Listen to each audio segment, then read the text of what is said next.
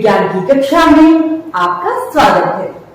बच्चों, पिछली कक्षा में हमने प्रकाश के बारे में जाना था। प्रकाश मतलब लाइट। बच्चों, आज हम इसी प्रकाश से संबंधित एक बिंदु परावर्तन या रिफ्लेक्शन के बारे में जानेंगे। बच्चों, जैसे हम सभी जानते हैं कि जब प्रकाश किसी वस्तु पर पड़ता है तो वो परावर्तित होकर हमारी आंखों पर पहुंचता है और इसीलिए वस्तुएं हमें दिखाई देती हैं। तो बच्चों, ये परावर्तन हुई है। तो जब प्रकाश की किरण किसी समतल बिंदु पर पड़ती है तो वो वापस जिस माध्यम से आई हुई है उसी माध्यम में परावर्तित हो जाती है।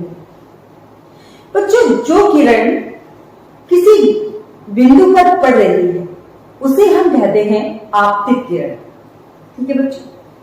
और जब वो परावर्तित होती है तब उसे हम कहते हैं परावर्तित किरण। ठीक है। अगर ये प्रकाश पुंज के रूप में आ रहा है तो जो प्रकाश पुंज होगा उसे हम कहेंगे आपतित प्रकाश पुंज, और जो परावर्तित हो रहा है उसको हम कहेंगे परावर्तित प्रकाश पुंज। ठीक है बच्चों। अब आप समझ लीजिए कि जैसे किसी समतल सतह से प्रकाश की किरण टकराती है तो वो उतने ही कोण में वापस उसी माध्यम में परावर्तित होकर लौट जाती है। बीच में आप चित्र में देख पा रहे होंगे कि एक प्रकाश की किरण है जो किसी समतल पृष्ठ के किसी बिंदु पर पड़ी और उसी बिंदु से वो वापस जिस माध्यम से आई थी उसी माध्यम में वापस लौट गई। देख पा रहे हैं? तो जो बिंदु आप देख पा रहे हैं इस बिंदु को हम कहते हैं आपतन बिंदु। ठीक है, क्योंकि इसमें किरण पड़ी है। अब जो किरण जा रही है और उस समतल बिंदु आपतन बिंदु पे पड़ रही है उस किरण को हम कहते हैं आपतित किरण। ठीक है। और जो किरण वापस उसी माध्यम में लौट रही है उसको कह रहे हैं हम लोग परावर्तित किरण। ठीक है बच्चों।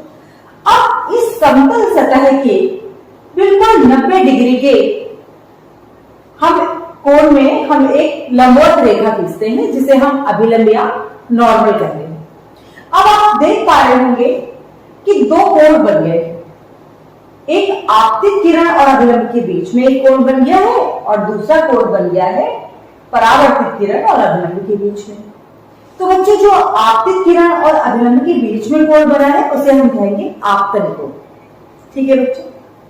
इसी तरीके से जो परावर्तित किरण और अभिलंब के बीच में कोण बना है इसे हम कहेंगे परावर्तित कोण। ठीक है बच्चों। अब परावर्तन के दो नियम हैं। क्या क्या नियम है? बिल्कुल सिंपल। जैसे आप चित्र में देख पा रहे होंगे, आपतित किरण, परावर्तित किरण और अभिलंब तीनों एक ही तल में एक ही बिंदु जिसे हम आपतन बिंदु कहते हैं उस पर होते हैं। ठीक है। दूसरा नियम, आपतन कोण का मान सदैव ही परावर्तन कोण के बराबर होता है। आपतन कोण को हम आई से और परावर्तन कोण को हम आर से व्यक्त करते हैं। ठीक है। एक बार फिर सुन लीजिए। देखिए, चित्र में आप देख पा रहे होंगे आपतित किरण, परावर्तित किरण तथा अभिलंब तीनों ही किसी एक पृष्ठ के एक ही बिंदु पर मिलते हैं। ठीक है। इस बिंदु को ही हम आपतन बिंदु कहते हैं।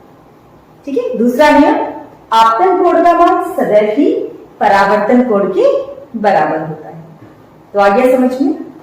तो बच्चों, प्रकाश की किरण का किसी पृष्ठ से टकराकर वापस उसी माध्यम में पहुंचने की जो घटना होती है उसे हम प्रकाश का परावर्तन कहते हैं। बच्चों, ये प्रकाश का परावर्तन अलग अलग सतहों पर अलग अलग प्रकार का होता है। जैसे परावर्तन के जो नियम हैं, जो अभी मैंने आपको बताया कि परावर्तन के दो नियम होते हैं। आपतित किरण, परावर्तित किरण और अभिलंब तीनों एक ही तल में स्थित होते हैं। ठीक है। दूसरा नियम मैंने आपको बताया था, आपतन कोण का मान सदैव ही परावर्तन कोण के बराबर होता है। तो ये जो दोनों नियम हैं ये समतल और चमकीली पृष्ठ पर लागू होते हैं, लेकिन खुरदरी पृष्ठ के लिए ये नियम लागू नहीं होते हैं क्योंकि इसमें जो प्रकाश की किरणों का परावर्तन होता है वो सभी दिशाओं में होता है। तो जो परावर्तन है बच्चों वो दो प्रकार का होता है, एक नियमित परावर्तन और एक अनियमित परावर्तन। नियमित परावर्तन में जो किरणें होती हैं वो किसी समतल पृष्ठ से टकराती हैं और वापस उसी माध्यम में लौट जाती हैं और इस समय ये परावर्तन के नियमों का पालन करती हैं। लेकिन वहीं पर जब खुरदरे पृष्ठ पर कोई किरण टकराती है तो वो सभी दिशाओं में परावर्तित होती है। जैसे कमरे में रखी हुई कुर्सी या कोई भी खुरदरी वस्तु पर जब प्रकाश पड़ता है तो वो सभी दिशाओं में परावर्तित होता है। इसलिए कमरे में रखी कुर्सी किसी भी कोने से हमें दिखाई दे जाती है। ठीक है बच्चों, तो आज आपने जाना परावर्तन के बारे में, परावर्तन के नियमों के बारे में। अब अगली कक्षा में हम जानेंगे अपवर्तन के बारे में। तब तक पढ़ते रहिए, स्वस्थ रहिए, सुरक्षित रहिए। अब मिलते हैं अगली कक्षा में। Bye bye. Bye bye.